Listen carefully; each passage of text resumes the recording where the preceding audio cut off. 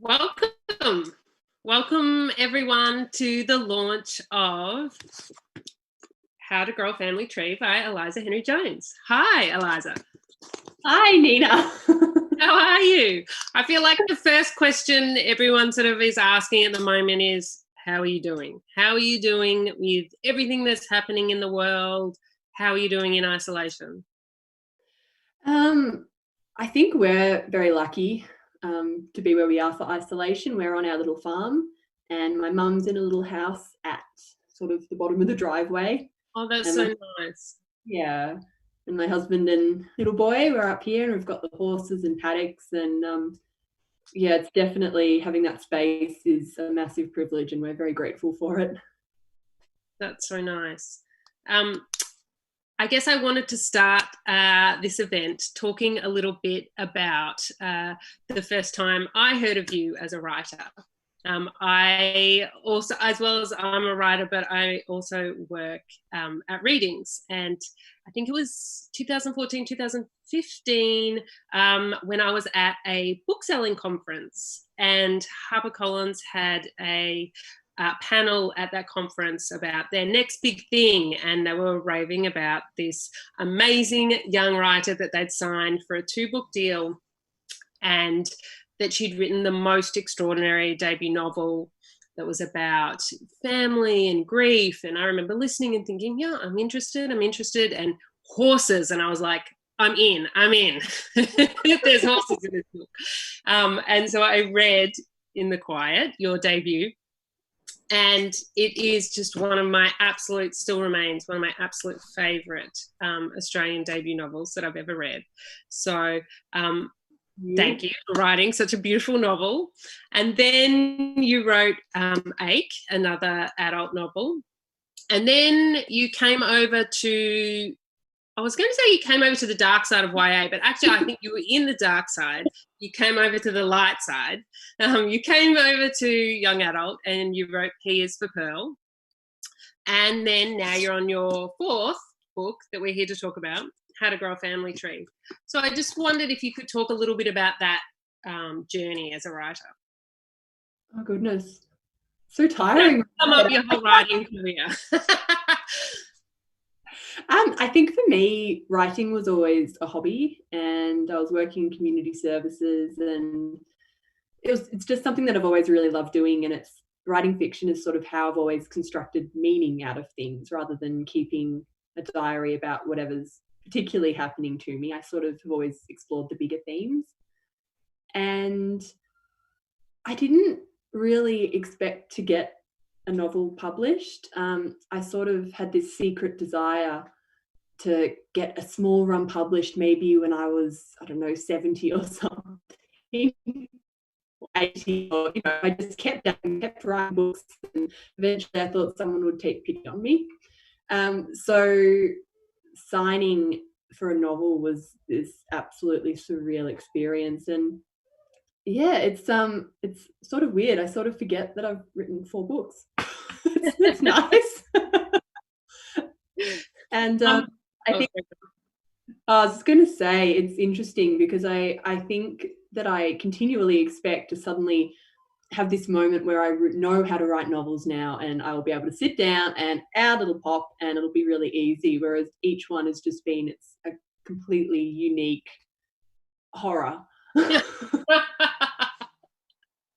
Which one was the hardest? Ache was the hardest. Second book syndrome. Yeah, In the Quiet was the easiest, and I had the easiest journey with editing with In the Quiet as well. And I'd see other writers, talking about how, what a slog editing was, and I'd sit there thinking, it's not that bad, it's fine.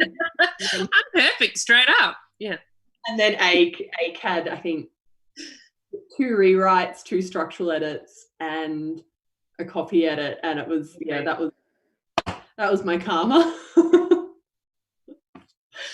Well, while we're talking about writing, I thought I just wanted to start sort of talking about craft, and also to say we got some questions from Twitter users and some people on Instagram, and I'm just going to sort of bring those up when they are relevant to the discussion.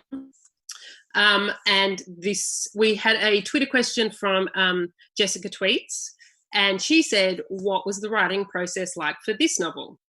Did you have a fully formed idea when you started, or did you prefer to find your ending as you wrote it?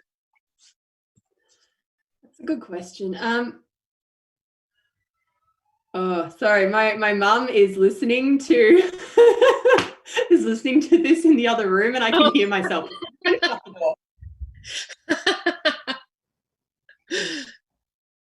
And I'm wearing pajamas.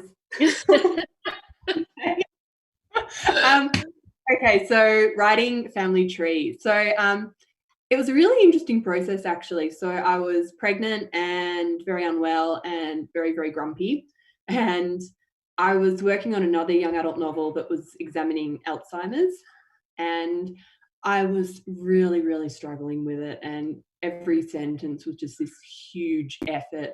And none of it was flowing or gelling. And I just thought, right, I'm just going to put it aside for 2 weeks and see how I feel about it. Like, maybe I'm just not going to be able to write while I'm pregnant. Maybe that's just not going to be a thing that I'm able to do.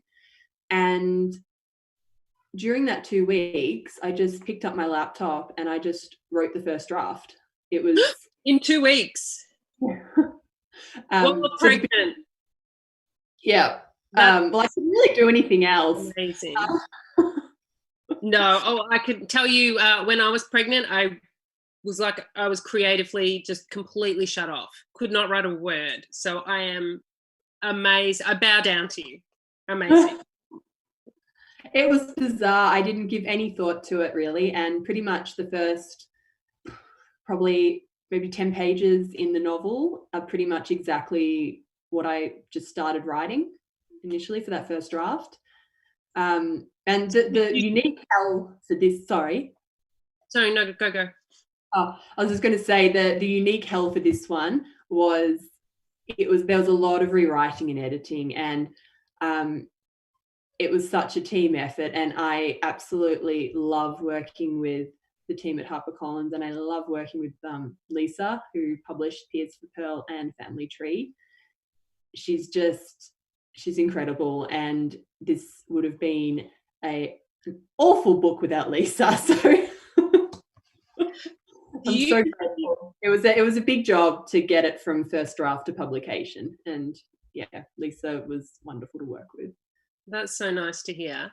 Do you think you're a planner, or this one? Did you plan it at all, or did it just flow out? That's amazing. It flew out. It was edited massively and reworked quite a lot. But yeah, I wish I was a planner.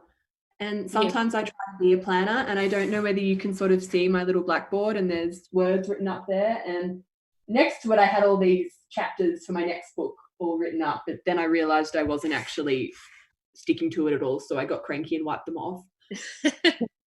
So I bow down to planners. Yeah, me too. Does it begin with the character? Did this one begin with Stella? Yeah, it began with Stella and the idea of adoption, because there's been quite a bit of adoption in my family, and it's an issue that I think I've spent a lot of time considering, and the different shapes that families take and how you find your people.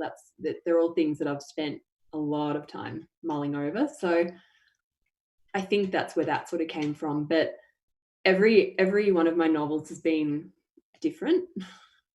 You know, that In the Quiet was the voice. Ache was the idea of a bushfire. And Tears for Pearl, I can't really remember because I was 16 when I initially wrote it. I was going to say, so Tears for Pearl, it was a reworking of a manuscript that you wrote when you were a teenager. That's correct? Yeah. Right.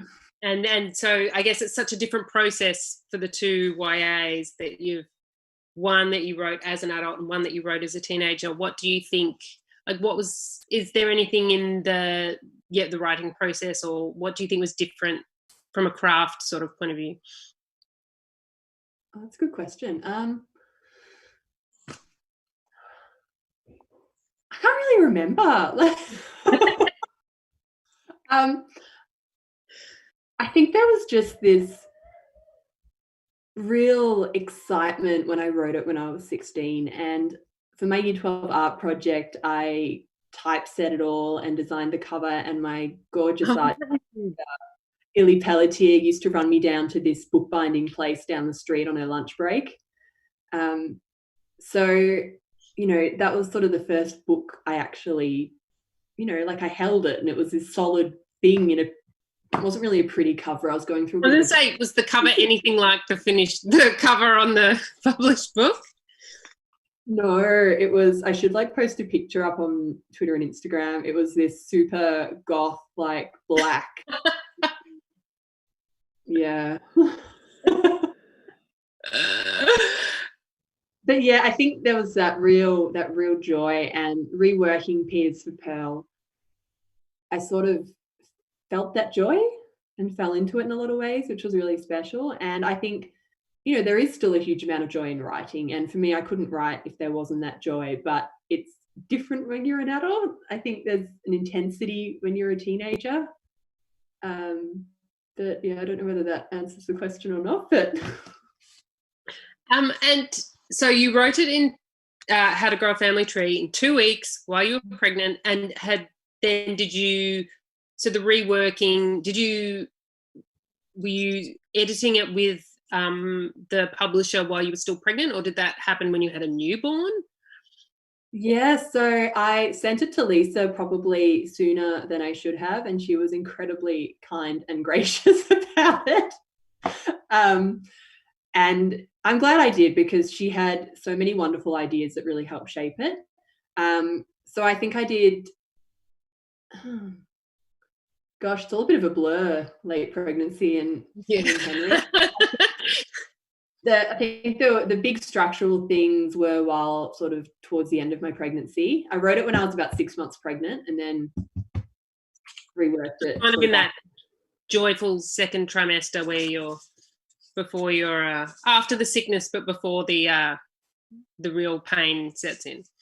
The best part of pregnancy for me was like the last few weeks. Like I felt really good. The pain went away, the nausea went away. I'd had an iron infusion. I was good to go.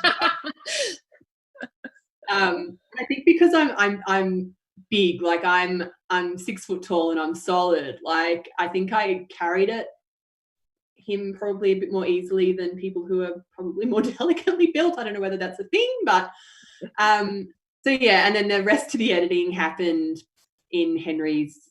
I didn't do anything for the first 3 months, but then I think 3 to 6 months I did a fair bit of editing on it. And it was a really lovely way to come back to writing, having that to rework and having that world to fall into. And yeah, but yeah, it's funny. I hadn't really thought about it, but it is. It's all just like this chaotic blur of baby. And so now I want just to talk about the book itself. The question that when I had my book out, I dreaded, which was, what's the book about? But I figure you're 4 books in, so you know this now. You must have a great pitch, elevator pitch. What when someone says, what is this book about? What do you say? To be honest, my elevator pitch is so poor that's why I sort of tend to send the whole manuscript. I think for me, this book is very much about finding your people and family and the different forms that community can take. And I think the danger of stereotyping people, that was a big thing that I had in my head when I was working on it. But yeah, I'm dreadful at elevator pitches. So I guess for anyone out there who hasn't read it or read a synopsis of it, it's about Stella and her family, and they have come into some hardship and they have had to move to Fairyland, which is a caravan park, and they're grappling with, Stella's also grappling with, she's received a letter from her birth mother and she's adopted and she doesn't know what to do about that. Is that sort of a good summary of where the book begins? Yeah. Better than mine.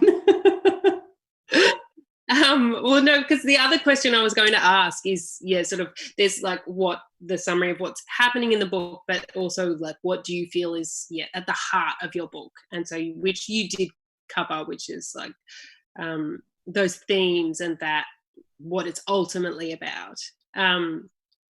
So Stella, the main character, really loves self-help books, which is a detail I loved. I love reading sort of self-help advice columns and things online. Where did that aspect of her personality come from? He's a teenager. I wasn't as bad as Stella, but I did have this need to fix the people in my family. Like one example is my grandma had bad Alzheimer's, and I remember my mum helping her do up her shoes, and I remember being absolutely furious because if you do them up for her, then she can't do them up herself. And it was like this completely off base idea that it could be halted or solved or fixed. And I've had that with other family members where I've just been really fixated on let's get better, let's get running shoes and go for a run and get up early and get out in the sun and all of that sort of thing. So, and there is an element, I think, of it's almost like trying to find comfort, because control. And you're not out of control. If you can fix the people around you, you're in control of your world. But it's also incredibly stressful because you can't save other people. You can't help people that don't want help. And realizing that, I think, can be really scary, but also at the same time really liberating. And I think that's something else that I wanted to explore with this book. And so the book does deal with sort of a lot of heavy issues of addiction, financial stress, depression, adoption, marriage stress, trauma, but you kind of balance it all out really well with warmth and humor and heart. And how did you, I guess, and empathy, how did you find that balance for the book? I think that has just been my experience of challenging circumstances. That things aren't just dark. There's always those threads of humor, even if it's a really black humor, and there is always beauty, and there's always moments of joy, even if they're very fleeting and very small. So I think that's sort of naturally my outlook on life, just looking for that balance and looking for that dichotomy. But it's nice to know that it sort of came through in the book. Oh, definitely. I feel like in all your books, the way you write is that you approach every character with so much empathy, and that really comes through in your writing, and which I really love about it. And which brings me to a Twitter question we have from Twitter handle Miss Annie Boo 28, who says, out of the characters in the book, is there a character you relate to the most, and who is that character and why? Stella. Just her general, I don't like using the word bossy because it's quite gendered, but her strong opinions about the ways that everyone around her should be living. That's something I still struggle with. And I think, she was definitely a little bit of a hyper real examination of that. But definitely I felt in a way that I was writing aspects of my teenage self into How to Grow a Family Tree. And a similar question from an Instagram user of Stars and Stories was, which character did you enjoy writing the most? I think it's a tie between Clem, who is Stella's best friend / maybe crush / who knows, and Taylor's sister, not Taylor, Stella's sister Taylor, who is a similar age to Stella and who is incredibly loud and takes up a lot of space, and she's very emotional, and everything's felt way out in the open. And I had a lot of fun with her and the relationship between her and Stella, because they end up sharing a bed at Fairyland because the parents are not sleeping together. So they've got the bunk room, and Stella and Taylor are in the double bed. So I had, a lot of fun with that. Well, that was one of my notes here, was that was one of my favourite things about the story, was the sister relationship between Taylor and Stella. And I remember how much I loved the way you wrote siblings in The Quiet. And do you have siblings, or how are you so good at writing about the sibling dynamic? I have a 10-year-old half brother, but I didn't grow up with him, obviously. But I am an only child. But I had this group of friends who were my age, and our parents are all friends, and we've grown up together, and I'm still friends with them. And I think they're responsible for knocking my edges off a lot, and probably me knocking their edges off more than I have. But so I think that's probably where I developed my understanding of siblings. And, I would have loved a sibling. I really didn't like, I know some people love being an only child, but I didn't like it at all. So I always I like writing about siblings. Yeah, I was going to say siblings are a theme in your work. And while we're still on that, Taylor, she was one of my favourite characters of the book, and I loved that she was so angry. She had a lot of anger. And do you feel like that's something that we need to see more of in young adult, or just in any book, like angry young girls? And, because you do have a lot of anger as a teenager and a lot of emotions.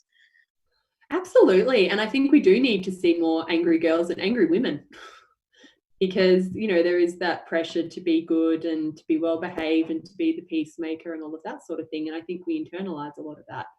And I think for me, when I was writing it, I had this idea that Stella is just as angry, if not more angry than Taylor, but she just channels it into this real obsession with helping people.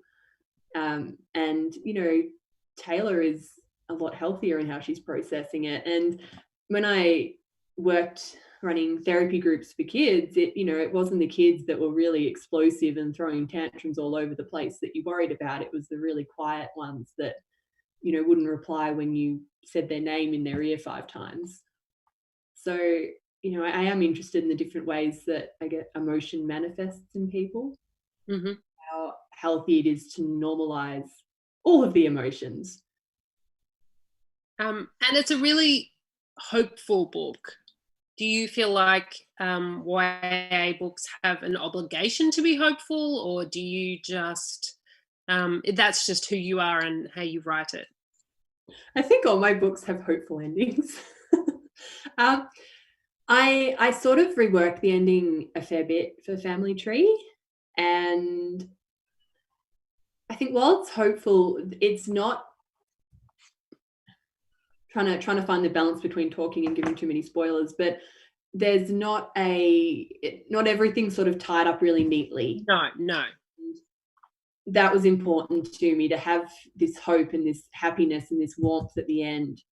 But, the issues that were there at the start of the book are still there now, really. And that was important to me. Yeah, I feel like even from all throughout the whole book, you feel safe as a reader, even though, there are difficult things happening and you're worried about the characters. You feel safe and you feel like you're in safe hands with your writing. And I think that's, just the power of your writing is that ability to make you feel safe in a way that is really enjoyable as a reader. Thank you. There's a scene in the book where Stella's mother says, we'll be back living our lives soon, I promise, to Stella, talking about, they're in fairyland.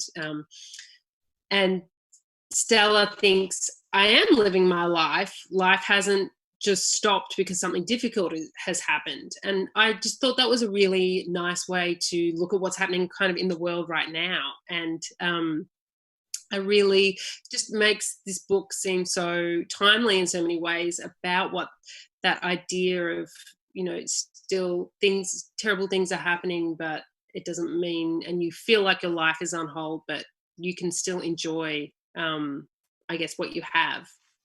Mm. So I just think it's the perfect book to read for our current time. Thank you. How do you think Stella would have coped with isolation that we're in now? I suspect she would have been doing a lot of meditating and a lot of very intense aerobic exercise. And how do you think Taylor would have coped? I suspect there would have probably been holes in the walls.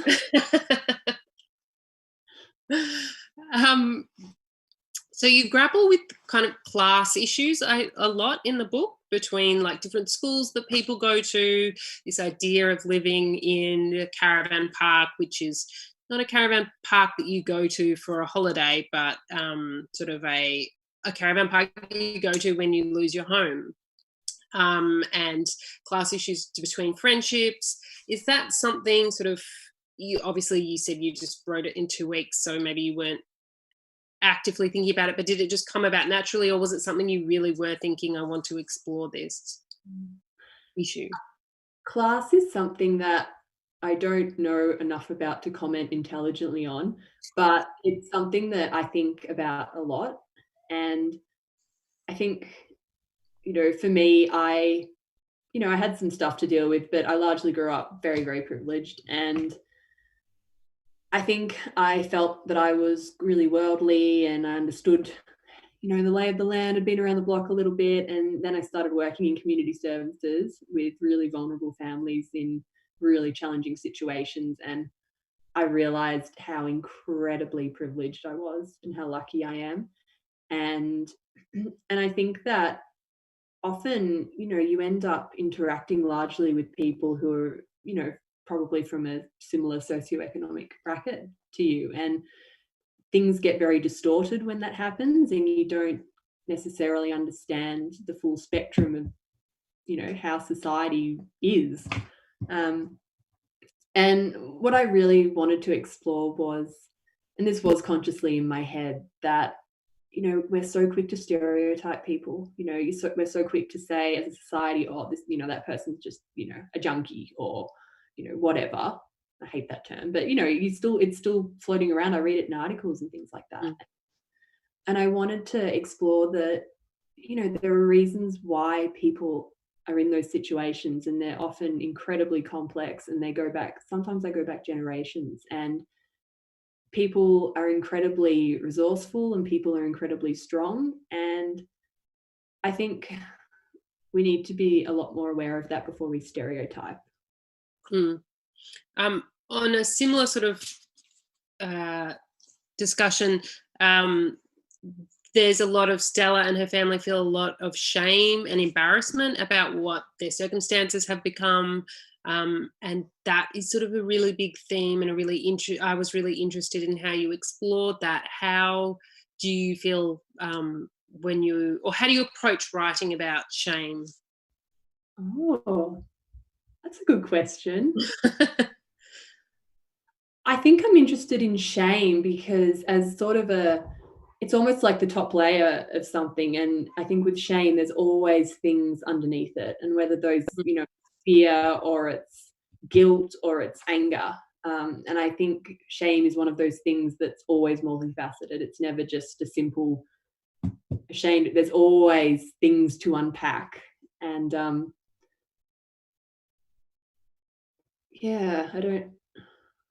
don't have anything further to add on that.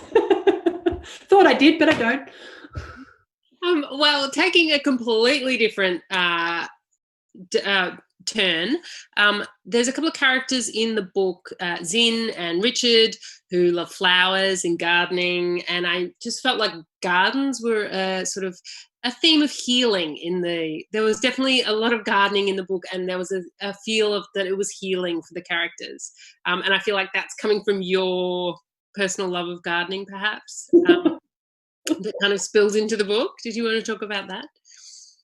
Anyone that has seen my Instagram account will know I'm a gardening obsessive. That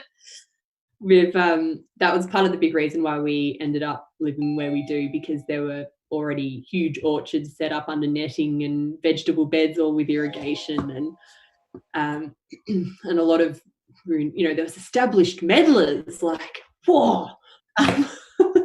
And I think gardening has been something that I've come to, like, I don't know whether it's something a lot of teenagers are interested in, but I hated it when I was younger. I thought it was boring and stupid and bleh. But as an adult, I just discovered it, and it was like this revelation. It's such a grounding, beautiful thing. And I think gardening is something that's inherently optimistic. You don't plant something if you don't think you're going to be around to harvest it, or that things are going to go well. And I don't know, there's something very buoying about gardening. And I really hope that all of the seedlings being sold out at Bunnings and nurseries and all of that means that there has been a shift and people are going to garden more and grow more of their own food and flowers. And yeah, that would make me happy. And the setting of Fairyland, the caravan park, was that something that just came to you, or did you research it? Because it was such a vivid setting, like it really, it jumped off the page, and there was so much detail. It was so alive to me as a reader. How did you develop it? Oh, that's lovely to hear. I'd actually done a lot of research about it for another project before I set about writing it, so that made it possible to write about it in 2 weeks. But I wanted it. I think I wanted to capture the complexity of it, that you can have people that are in very challenging situations, and there can be poverty and there can be violence, but there can also be warmth and love and Community. humor. Community and connection. And I guess for me it was almost like a little microcosm of larger communities. So the same, it's the same thing that happens on any street or any friendship group or suburb or whatever. So I think it was a way for me to explore that with more intensity than would have been possible in another setting. And sorry, I missed a question I was going to ask earlier when we were talking about characters, from an Instagram user, which was, the user is CJ Wrightcheck, and the question was, the connections between the families in the book are fascinating. When you started writing this one, did you have a puzzle you're trying to solve, or a voice itching to be released? Which I guess we've kind of covered, but it was Stella's voice that obviously was the one that you began with when you were. Was there any other characters' voices that were sort of jumping out and making you want to write this book? It was Stella and Taylor. And everyone else sort of came more slowly in drips and drabs, and their characters sort of got strengthened, I think, during the editing process. But yeah, Taylor and Stella were the most vivid for me. And Stella's mother rereads Little Women every Christmas, which made me think, what are the comfort reads that you reread? Scatter Booker just asked me this for her blog, and my answer was James Herriot. Oh. Which in some ways, it hasn't aged that well in some ways, but it never fails to make me laugh out loud. And if you haven't heard of James Herriot, it's the pen. I know James Herriot. Yeah, no. But for anyone listening that hasn't heard of it, he was a vet in the. I think he started practicing in the 1930s, and he wrote about his time as a vet from like the maybe it was the 1920s. Anyway, that doesn't matter. It was like the 1920s through, up until the 1940s, through the war and into the 1950s.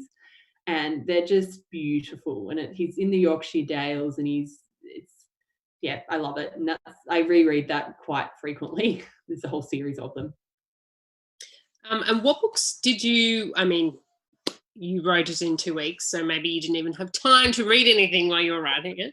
But during the whole process, including editorial, was there anything, books, songs, film, TV show, what sort of pop culture inspired you? That's a really good question. And for any of my other books, I'd have a really strong answer for that. But honestly, I'm not sure. Like, everything was such a mad blur. Yeah. I mean, for all of my other stories, I've had whole playlists on Spotify for them. And yeah, you know, we're going to finish this chat and I'm going to be like, oh, that's what I was listening to. Sorry, but yeah, at the moment I can't recall anything like that. What's the best book that you've read this year, or one of your favorites? I keep a list of books on my phone because I'm a nerd. Okay. Serious question. Okay, I love The Lotus Eaters by Emily Clements. Yep. I absolutely adored The Art of Taxidermy by Sharon Kerno. Nice. Yep. Which is a verse novel, and I read it at the library, and I loved it so much I had to order a copy. I loved Deepwater by Sarah Epstein, which is recently been released as well. I'm looking forward to reading that one. Loved Small Spaces. Oh, what else have I loved? Below Deck by Sophie Hardcastle, The Animals of That Country by Laura Jean McKay. Oh, I'm dying to read that one. Very timely. It's eerily timely, like it was almost unsettling how timely it was. And I absolutely loved Yellow Notebook by Helen Garner. I am embarrassed that I haven't actually read that yet, but dying to. I sort of oscillated between being like, wow, Helen feels that too, and also feeling like she's so brilliant and my brain is... And what's next on your to read pile? What are you looking forward to reading? Ooh, there's quite a few that I'm looking forward to reading. Hayley Lawrence's Inside the Tiger. I'm looking forward to Danielle Binks's... Me too. Yep. The Year the Maps Changed. Yep. Please Don't Hug Me. Fantastic. I have read. Wonderful book. Yeah, there's I have like this the Dictionary of Lost Words. I'm really excited about. Yep, that's doing so well. And your book. I read part of it and then my library ran out, so I have purchased it and I'm waiting for it. I've got like this big order of books coming and I'm excited. Talking about buying books, I just want to I'm just going to hold the cover up so you can easily find it online. Maybe just while you're listening to us chat, open another browser, go online, go onto Oz Authors Online. You can see links to where to buy. You'll be able to find it at your local independent bookshop, especially if they sell online. They may not be open. Readings definitely have it. Booktopia. Just head online while we're chatting and look it up and just click away and buy it if you haven't already. Highly recommend. I've got a couple of other questions that came from Twitter and Instagram. Question from Scatterbooker on Twitter. What can you tell us about your current work in progress? Well, my current work in progress is an adult novel, and I was meant to be heading over to Scotland for a few weeks this year to research it. Oh, that's sad. But you know, that's been put on hold, obviously. And it's sort of, I'm also doing a PhD with it, a creative writing PhD. So it's sort of examining landscape and trauma, and it's got a magical realist bend. It's quite different to everything else. Direction. But again, it's got a real focus on family, and I hope it's got, you know, warmth in it and I'm sure it does. Yeah, not the same. I think I always tend to explore the same broad themes, but Well, hopefully they say everyone writes the same book over and over, just finding different ways to write it. Like there is some core thing that you are interested in, and that sort of comes out in every book you write. yeah. So I think it's probably true for most people. Like you're coming back to the same sort of question, some kind of big life question that you're always trying to answer through your work. So what's yours? No pressure. I think fundamentally I'm very interested in resilience and connection and how people deal with challenges and how we find ways to talk to each other and the importance of talking and how sometimes we can't. So I think they're the things that I tend to come back to. And we have one more question that was on Instagram from Megan Meets World. And that is, do you have any tips for writers of contemporary stories who get stuck and don't know how to move the story forward? Oh, I wish I had like a magic fix for that. You do. Get pregnant, you can write it in 2 weeks. No, my experience is the opposite. So don't rely on that. I think it really depends on the story and where you're at. And it's about, I think, learning when it's important to sort of push through a difficult patch and find the flow again, or whether it's going to be one of those stories that stays difficult, or, you know, whether you need to unweave some of the story and go back in time a little bit, or whether, you know, the whole thing just isn't the right story for you to tell at the moment. And I think there's always value in persevering with a story. And I think even if it's not the story you particularly want to be telling, or it's not working the way you want it, you'll learn so much about writing, and it'll come through with the next stories that you work on. But I'm not very good at doing that. I'm very impatient. One of my novels that I wrote many, many years before I got published, pre P is for Pearl, I think I had 65 false starts on it. God. And some of them were like 30,000 words or something, and I'd just be like, nah, this isn't working, throw it out, start again. So I think it's just recognizing where you're at and where the story's at. And I wish I could say that there was a simple way to just overcome that feeling, but I haven't found it. Now, I'm going to award Megan Meets World the winner of our giveaway prize, which was for anyone who wrote in with a question, will receive a copy of the book. I don't know how that will get to you. That's not my responsibility. I'm just saying you're the winner. Someone will get that book to you. And I'm just going to, okay, no, sorry. Wei, have we had any questions from YouTube? I said I would look while we were doing this conversation, but I'm not capable of doing that many things at once. I thought I was, I'm not.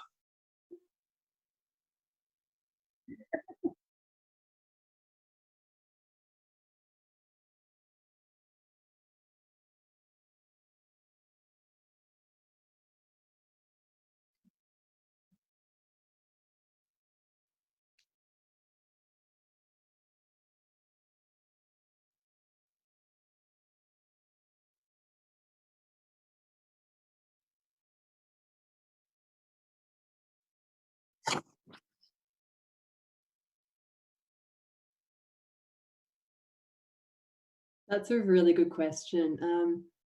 I think for me, writing is very entwined with reading, and reading Shearwater. Oh, I love Shearwater by Leah Swan as well. That's another book I read recently. But that's basically around 2 little boys that go missing, and that hit me. That hit me so hard. And in Deep Water by Sarah Epstein, it's, you know, a young boy called Henry going missing, and my little boy's called Henry, and I was reading it going, oh No, yeah. So it's sort of like this, I've got this thinner skin with that sort of thing. In terms of writing, I'm almost having to relearn how to write novels because I don't have these long stretches of time to work in anymore. It's a lot more bite-sized, and I'm struggling with that. Um, so well, it's almost motherhood's relearning everything. It's rediscovering yourself. Yeah, Nina has a 1-year-old, and I've got a 1.5-year-old. So you've done much better than me. No, I really haven't. But yeah, so it is a relearning, and I think it's something that shifts because your relationship with your child and what they need from you and all of that is just going to constantly shift. I mean, it's shifted massively in a year and a half. So, yeah. I love him. I love him.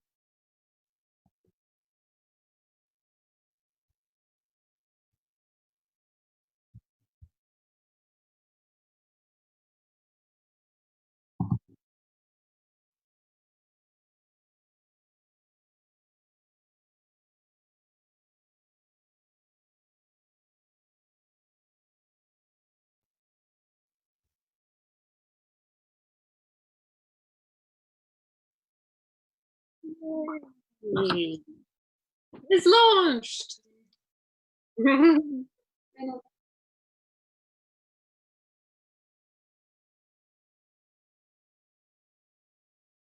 I just want to say a huge thank you to Nina for launching How to Grow a Family Tree. Nina was going to launch it at readings for me, and I was sad that it wasn't going ahead. So this has made me very happy. And thank you, Wei, and thank you everyone behind the scenes at Oz Authors Online. You've just been doing the most tremendous job, and it's such a lovely embodiment of the young adult writing community, I think. Yeah. Aw, thank you so much again for having us. And I realized people couldn't hear me, which is an unusual thing. Now I think they can. The ongoing tech support. But thank you both so much. Well, just to repeat, yeah, if you guys can join us on Zoom, that would, after this, please find the link on ozauthors.online. Eliza and Nina, thank you so much for joining us again. And yes, congratulations and all the best. Thank you. All right.